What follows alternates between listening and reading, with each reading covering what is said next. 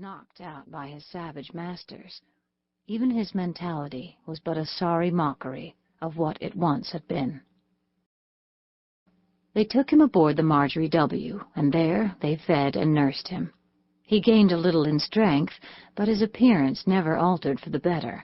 A human derelict, battered and wrecked. They had found him, a human derelict, battered and wrecked. He would remain until death claimed him.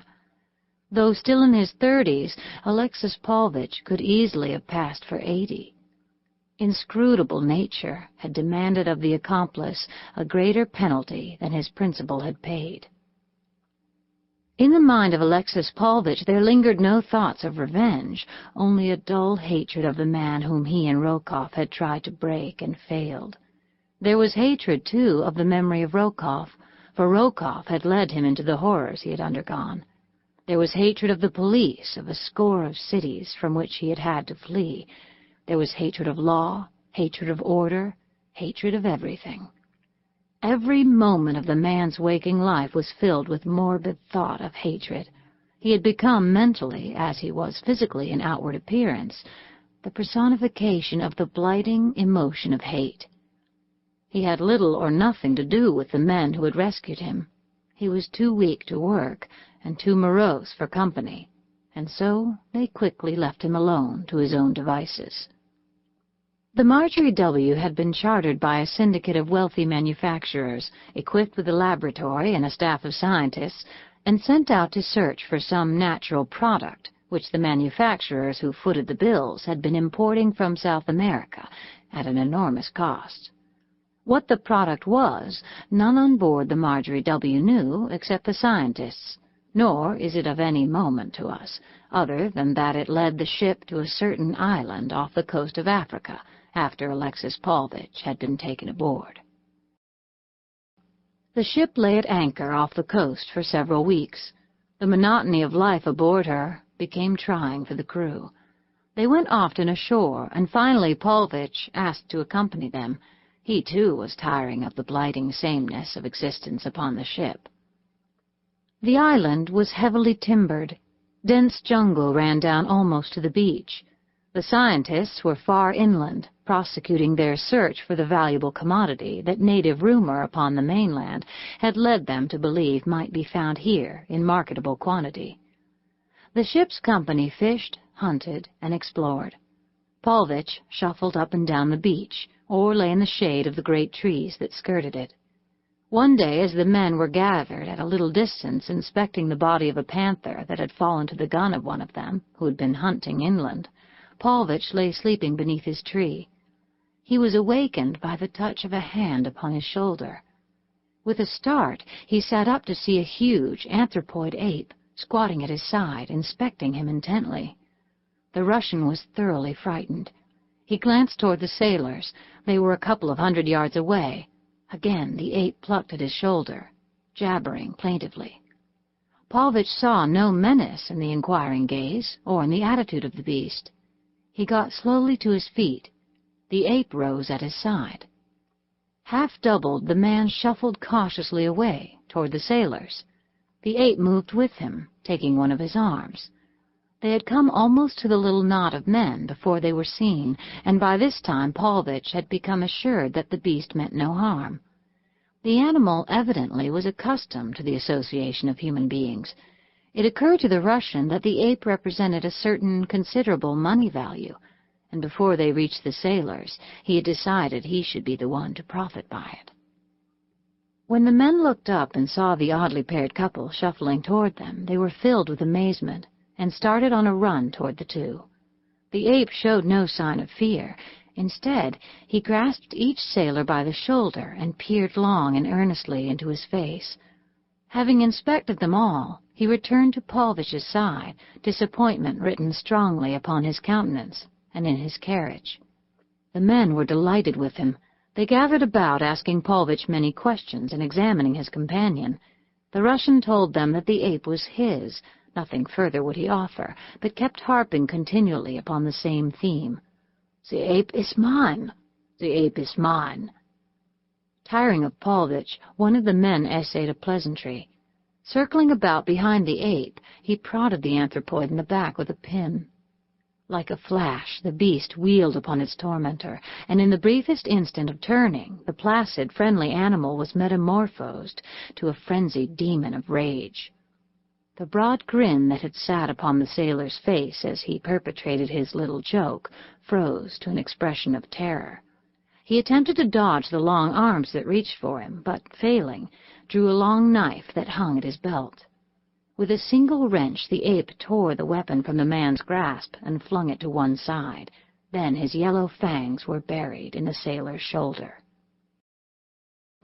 With sticks and knives, the man's companions fell upon the beast, while Paulvitch danced around the cursing, snarling pack, mumbling and screaming pleas and threats. He saw his visions of wealth rapidly dissipating before the weapons of the sailors. The ape, however, proved no easy victim to the superior numbers that seemed fated to overwhelm him.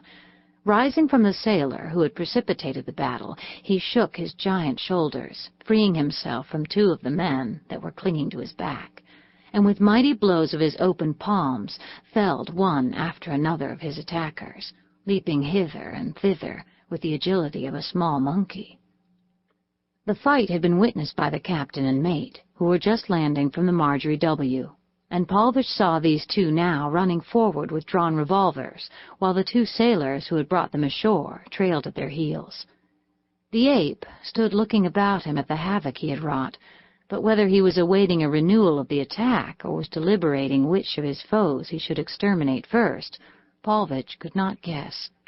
What he could guess, however, was that the moment the two officers came within firing distance of the beast, they would put an end to him in short order, unless something were done, and done quickly to prevent. The ape had made no move to attack the Russian, but even so the man was none too sure of what might happen were he to interfere with the savage beast, now thoroughly aroused to bestial rage, and with the smell of new spilled blood fresh in its nostrils. For an instant he hesitated, and then again there rose before him the dreams of affluence which this great anthropoid would doubtless turn to realities once Paulvitch had landed him safely in some great metropolis like London. The captain was shouting to him now to stand aside, that he might have a shot at the animal, but instead Paulvitch shuffled to the ape's side, and though the man's hair quivered at its roots, he mastered his fear and laid hold of the ape's arm. "Come," he commanded, and tugged to pull the beast from among the sailors, many of whom were now sitting up in wide-eyed fright or crawling away from their conqueror upon hands and knees. Slowly the ape permitted itself to be led to one side, nor did it show the slightest indication of a desire to harm the Russian. The captain came to a halt a few paces from the odd pair. "Get aside, Sabro," he commanded. "I'll put that brute where he won't chew up any more able seamen." "It wasn't his fault, Captain," pleaded Paulvitch. "Please don't shoot him. The men started it. They attacked him first. You see, he's perfectly gentle. He's mine. He's mine. He's mine. I won't let you kill him," he concluded, as his half-wrecked mentality pictured anew the pleasure that money would buy in London, money that he could not hope to possess without some such windfall as the ape represented. The captain lowered his weapon. "The men started it, did they?" he repeated. "How about that?" And he turned toward the sailors, who had by this time picked themselves from the ground, none of them much the worse for his experience, except the fellow who had been the cause of it, and who would doubtless nurse a sore shoulder for a week or so. "Simpson done it," said one of the men. "He stuck a pin into the monk from behind, and the monk got him, which served him blooming well right, and he got the rest of us too, for which I can't blame him, since we all jumped him to once." The captain looked at Simpson, who sheepishly admitted the truth of the allegation. Then he stepped over to the ape as though to discover for himself the sort of temper the beast possessed. But it was noticeable that he kept his revolver cocked and leveled as he did so. However, he spoke soothingly to the animal, who squatted at the Russian's side, looking first at one and then another of the sailors. As the captain approached him, the ape half rose and waddled forward to meet him. Upon his countenance was the same strange, searching expression, that had marked his scrutiny of each of the sailors he had first encountered. He came quite close to the officer and laid a paw upon one of the man's shoulders, studying his face intently for a long moment. Then came the expression of disappointment, accompanied by what was almost a human sigh, as he turned away to peer in the same curious fashion into the faces of the mate and the two sailors who had arrived with the officers.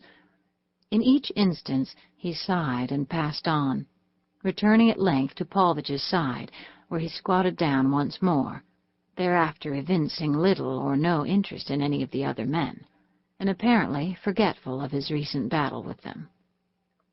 When the party returned aboard the Marjorie W., Paulvitch was accompanied by the ape, who seemed anxious to follow him. The captain interposed no obstacles to the arrangement, and so the great anthropoid was tacitly admitted to membership in the ship's company. Once aboard, he examined each new face minutely, evincing the same disappointment in each instance that had marked his scrutiny of the others. The officers and scientists aboard often discussed the beast, but they were unable to account satisfactorily for the strange ceremony with which he greeted each new face. Had he been discovered upon the mainland or any other place in the almost unknown island that had been his home, they would have concluded that he had formerly been a pet of man. But that theory was not tenable in the face of the isolation of his uninhabited island. He seemed continually to be searching for someone, and during the first days of the return voyage from the island he was often discovered nosing about in various parts of the ship.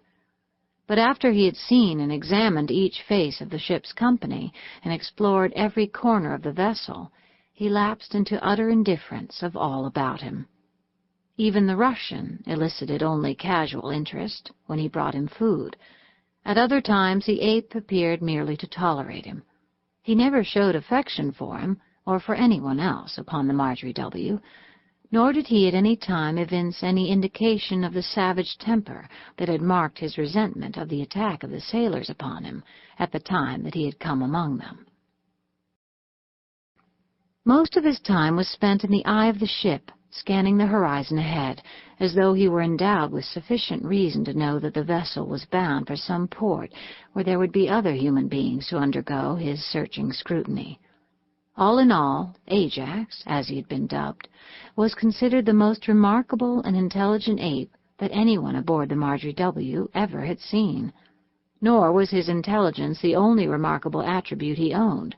His stature and physique were, for an ape, awe-inspiring. That he was old was quite evident, but if his age had impaired his physical or mental powers in the slightest, it was not apparent. And so, at length, the Marjorie W. came to England, and there the officers and the scientists, filled with compassion for the pitiful wreck of a man they had rescued from the jungles, furnished Paulvitch with funds and bid him and his Ajax Godspeed.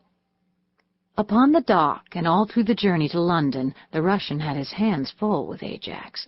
Each new face of the thousands that came within the anthropoid's ken must be carefully scrutinized, much to the horror of many of his victims. But at last, failing, apparently, to discover whom he sought, the great ape relapsed into morbid indifference, only occasionally evincing interest in a passing face. In London, Paulvitch went directly with his prize to a certain famous animal trainer. This man was much impressed with Ajax, with the result that he agreed to train him for a lion's share of the profits of exhibiting him, and in the meantime to provide for the keep of both the ape and his owner. And so came Ajax to London, and there was forged another link in the chain of strange circumstances that were